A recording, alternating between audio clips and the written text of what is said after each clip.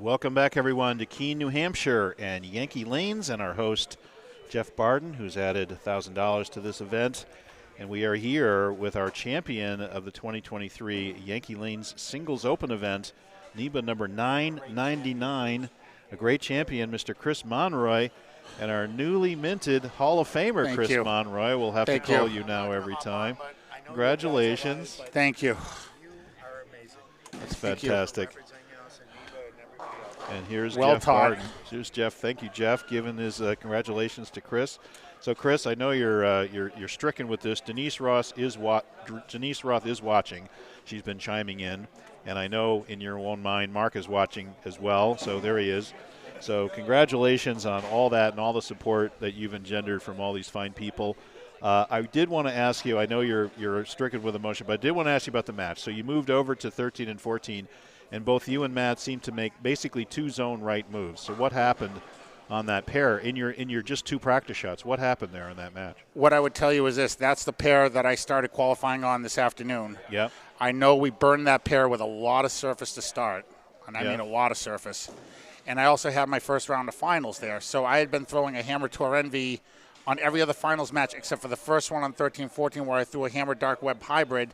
I knew that pair played differently. Now, what's the difference on those balls, basically? One is asymmetrical. The Hammer Tour Envy is asymmetrical and a very strong and smooth ball. The symmetrical Dark Web Hybrid is a little bit cleaner and a little bit more recovery down the lane. Okay. So I need to be further right and actually look almost like a little bit left. So if I touch the dry, it wouldn't touch it too early and go sideways, but it would at least give me a chance to hit the pocket if I missed a little bit left. If I got up the lane, it hit. Right, and it sure did, because you were able to get straight, and while Matt had endless problems on the left lane, in fact, he missed his last four shots on the left lane, you were able to overcome that. How did you see the lanes differently from lane to lane, and how were you able to strike on the left lane and he couldn't? Honestly, I told several people, including Matt, as we were working through finals, that I thought he was the one who was going to win this, because for the simple reason, he has that very heavy end-over-end roll, which on this pattern just is a perfect matchup. Yeah. In terms of what I saw both lanes as about the same, but what was really key was to make sure I got through the ball well with my fingers, just rolled through the ball, not overturn it, just roll through the ball. The two 10 pins I left, I did turn a little bit early, and the ball showed it. If I got through the ball and rolled it well, the ball just rolled like a real trooper. Yeah. Well, I have to confess, we did pick Matt as well, and that was more like watching him play fourth arrow. You know, you were a zone right of that, I think, in your match. Not that you were struggling. I mean, you were hitting the pocket, you were doing fine. But he had so much more, as you say, that forward roll, a heavier head and over end roll. But I think the great normalizer was this pair. I mean, he moved over there. He was having so much over under. What's worse than 4-pin, weak 10, mixer 7. Those were his three last shots on the left lane, right? You can't. That's very hard to overcome that when you're looking at 4-pin, 10-pin. It's making you nuts. So I don't think he knew he couldn't really adapt to that. Especially when the scores, overall, the scores in finals were much better than during qualifying. They were. Well, the round of 8 was only 204. Right. And I think part of that was everybody got down to these lower pairs. These lower pairs were hard. I hit 3 and 4. I couldn't strike on 3. I couldn't strike on 4. I threw all strikes on 3 for 210, all spares on 4. I'm out of the tournament. Right. No, I couldn't figure out a way to strike on that one lane. So everybody has that problem. It's like Gas had the same issue. Right. Stevie Wheel had the same issue yesterday. In the doubles, you have one lane, you just can't figure it out. There's just something wrong with it. Everybody seemed to have that same issue. Especially here, because this is a very competitive house to bowl in, because every pair plays differently. Yeah.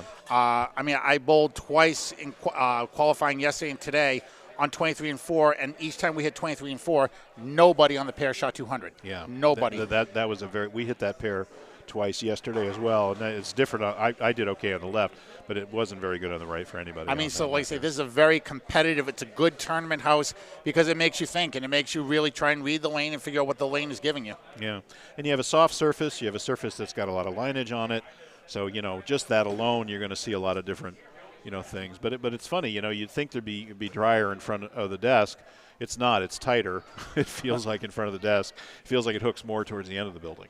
Right? Like I say, interesting. 23 and 4 was just a total mismatch. I thought you were leaving. I'm packing my stuff still. Okay, there you go. He's leaving. Thank you, okay. Brian. All right. Thank you, Gas Man. All right, buddy. Thank you. Anyway, Chris, so enough of the forensics. What does it mean to be in the NEBA Hall of Fame? Well, I'm just going to say this. I started as a kid, who all I ever wanted to do was just win one PBA title. That's all I ever wanted. Which you have. And I have. Beat Ryan Shaver for it in 2007, and I never forgot it. To get to this point, we're now arguably in one of the top tournament organizations in the whole country, to now be recognized as a Hall of Famer, I honestly don't even know what to say. All I'm going to say, while I try and put this into perspective, is just to my coach, Mark, and my first coach, Rocky, and Denise, who I finally got to see a couple weeks ago, and we had a very nice long talk. I wouldn't be here without you, and that's all I'm going to say. To you, Denise, you'll be getting an envelope from me to you through him, and you know exactly what that means. Okay, well there we go. A little code there. Shout out to Denise. I know she's been watching. I don't know if she's on right now, but she's been watching, and this will all be she's sending the heart. So there we go. She's definitely on. So that's good stuff. So congratulations. What do you think about NEBA's 1,000th? As we're coming up, that's an unprecedented achievement. No other organization has done it. We're adding $7,000 money to that event. What's your thoughts on the 1,000th? I'll be there. I'll be looking forward to it. All I'm going to say is that NEBA is truly the premier tournament organization. I mean, everyone that contributes to NEBA through the sponsors, I know all the time you keep reading the sponsor list. I know Storm is right at the front as our lead sponsor. I know you've sponsored. I mean, I'm not going to go through the whole sponsor list, but if you want, I'll give you the list if you want. It's fine. But save me the trouble of doing the read. But seriously, to every single sponsor, a heartfelt thank you for everything that you do to make NEBA what it is. I mean, there is no tournament organization that's better than NEBA. NEBA's awesome. Thank you. I just want to make sure I thank Jeff Barden and his bowling center here. Yep. Great tournament. He just walked by again, so he's been treating us really well Thank here. you. And a really great weekend. And if I could just get a couple personal thanks in, please, before I forget. Oh, of course. Don't worry. Thank you. Plenty of time. Like I say, I just want to make sure before I forget. First of all and foremost, to my wife, Mary Elizabeth, and to our two kids, Nicholas and David. Thank you for letting me come out here. Obviously, to Mark and Denise and my first coach, Rocky. I'm going to say thank you to one other person, my sister from another mother up in Maine, Holly, for all of her constant rooting me on and cheering me on and everything. I just want to make this clear. I don't do this alone. I've had a lot of help, and in the help, I'm also want to acknowledge Dave Wadka and the Brands of Brunswick for having me on staff with Hammer now for the last 19 seasons. To LaRue Marlowe and Many Styles of Bowling for offering me a staff deal at the beginning of this year. I will also want to acknowledge Chris Flory for straightening my game out back in the beginning of 2022. To Bowl U, Rick Benoit, and Brad Angelo, especially the last one where I ended up with more. The last one I did up in Buffalo, which I ended up with more questions than answers, but then I actually figured it out. I just want to make it clear I don't do this alone. Hall of Fame for me is now going to be a celebration of everyone who's helped me to get there. I throw the ball, but I do not do this alone. I don't think any of us do, Chris, and I think it's very classy to acknowledge all those who are there with you, either in spirit or in actuality, and everybody supports you. And I know every time I go to practice at Auburn, which is maybe once a week, I know you've been there every day, after work. So you've got a really great routine there, and I know nobody works harder on their game than you do. And I know you're always learning and always working equipment. Just your example of the two balls you're talking about to play this pair, you've really done your homework. You put in your dues. You pay the dues. There's nothing surprising about this at all to see you get to the NEBA Hall of Fame. So congratulations on all your effort. This is nothing's been handed to you. You've hit the gym. You've worked on your mental game. You worked with Chris on your physical game. You're always learning, and you have the right attitude. So congratulations. Thank you. You're respectful. I think I just couldn't ask for a better Hall of Fame or a better champion. Thank you. So congratulations to you. And anybody else? Again, I just want to make sure that I acknowledge again, Justin, Dan, and everyone who works NEBA to make these tournaments happen. You for running the live stream, and Gas for being on the live stream as well. And again, to all of the sponsors of NEBA, again, the Storm sponsor being the lead sponsor. And for everyone else, again, a very heartfelt thank you for making us truly a premier tournament organization. Thank you.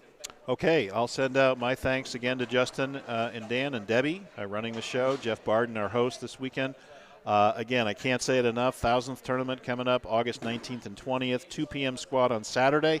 There'll be added squad prizes to those squads, $7,000 total added money to that tournament. We can handle 100 bowlers per squad. There'll be 4 squads. The over-under is over 300 entries right now, so everybody please get your reservations in. You can go to bowlneba.com to do that. And when are you going to bowl? You're going to bowl? Probably Saturday. Yeah. Saturday. I'm going to hit the 2 p.m. squad. So I will be there. So it's been pointed Looking out that if we forward want to to have a burn squad at 6, we've got to have enough bowlers at 2 to cover the lanes for 6. Right. So we might actually juice the 2 p.m. squad with a little bit of extra money just to make sure everybody comes down and shows up. I will be looking forward to supporting the event. Okay, good stuff. Chris Monroy, Hall of Famer, congratulations. Thank you. Winner 2023. Thank you so much. Yankee Lanes Open. Congratulations over a very tough Matt Broderick. Matt Brockett, excuse me. I keep calling him Matthew Broderick, thinking because Gas had his Save Ferris shirt on yesterday. Well, actually, so, it should be Chef Brockett, like from Mr. Rogers. Chef Brockett. That's right. There you go. There's Thank you. Matt here. I couldn't have lost to somebody better. All right. Thank you. There you go. Congratulations, Matt. Great bowling today. This guy was my coach. All right. I want everyone in the world to know this. This guy was my coach, my mentor at the age of 17 when I went PBA. I disappeared for 6-7 years. That's right. You won your 2 titles, then you haven't been around. And when I for came a back, while. this man still picked up the phone. And there you go.